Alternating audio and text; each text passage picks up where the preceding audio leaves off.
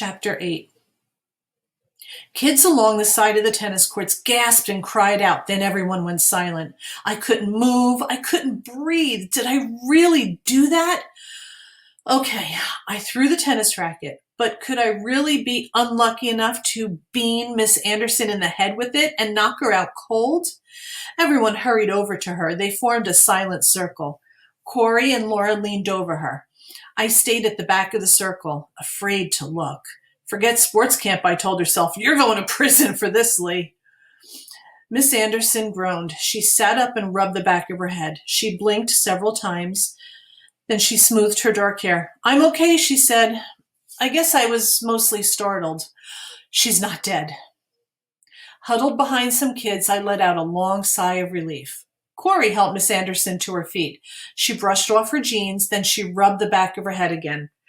She gazed around the circle of kids till she spotted me. Lee, could you come over here? She asked. Uh-oh, doom time. I took a few trembling steps toward her. I'm sorry, I stammered. She frowned at me. Lee, you're going to have to work on your sportsmanship, aren't you? She said. You know, sportsmanship is important in this contest. It was an accident, I said. The racket, it slipped from my hand. Lame. I know. I know it was an accident, Miss Anderson said in a soft voice, but you were upset about losing the match, right? And you lost your temper. I nodded. Well, yes, but I didn't mean... She raised a hand to silence me. The sunlight flashed in her brown eyes. Cory and Laura have a good head start toward the scholarship, she said. I want to see you try harder, Lee, and I don't want to see you lose your temper again. Yes, right. I mean, no problem, I stammered. I'm really sorry. I mean, really.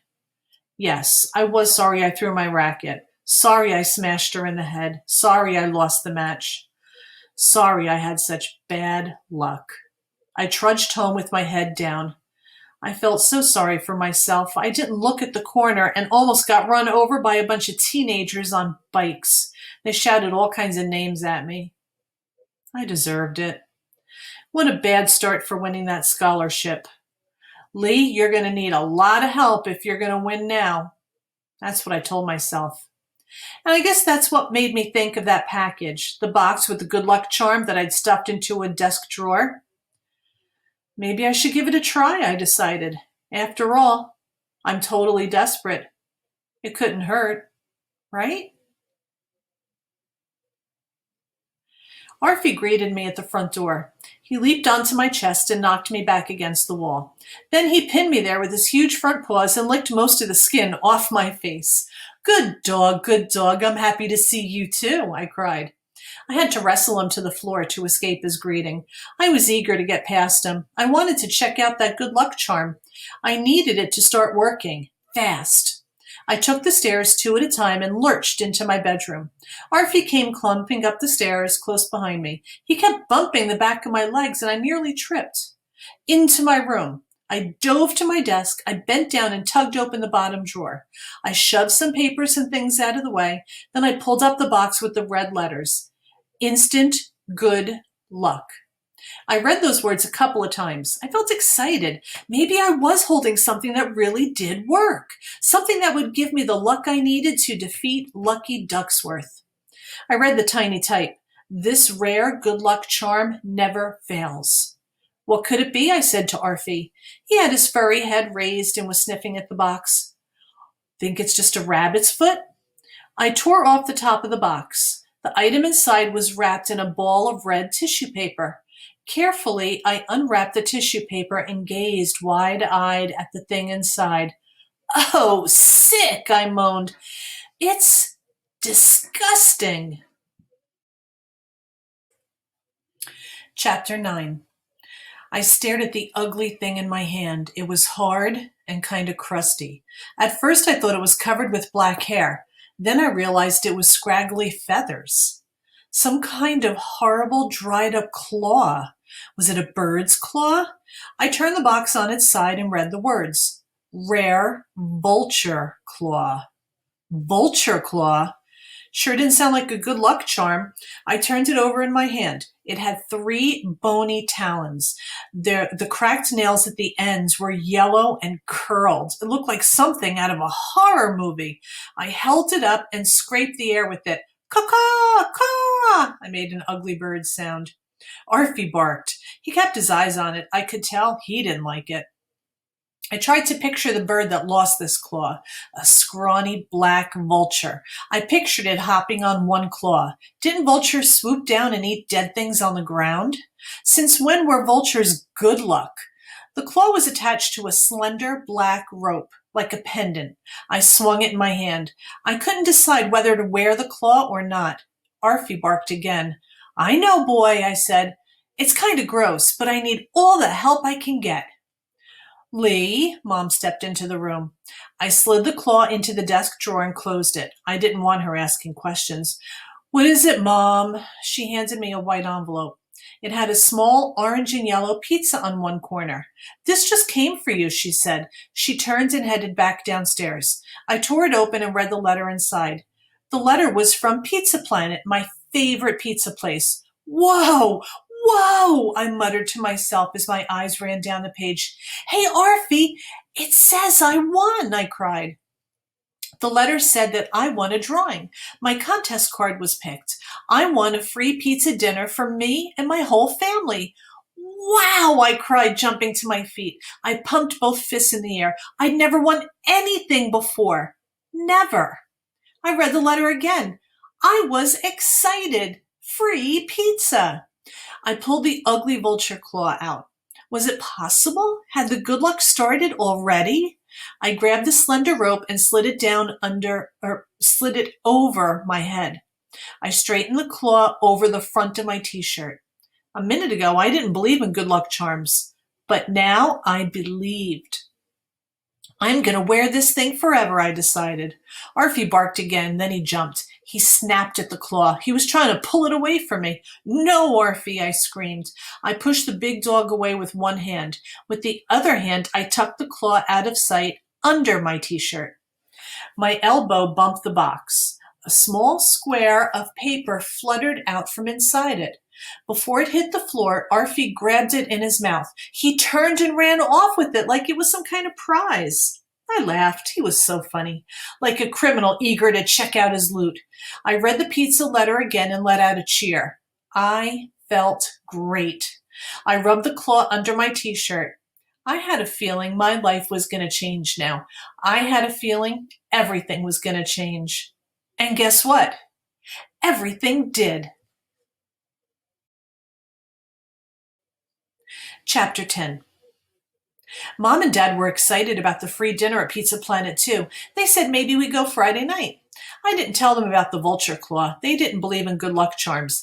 Dad is a science teacher, remember. He only believes in science. I knew they'd only laugh at me about wearing the claw. That's why I kept it private. I could feel it against my chest as I sat down for dinner. It felt a little scratchy, but I didn't care.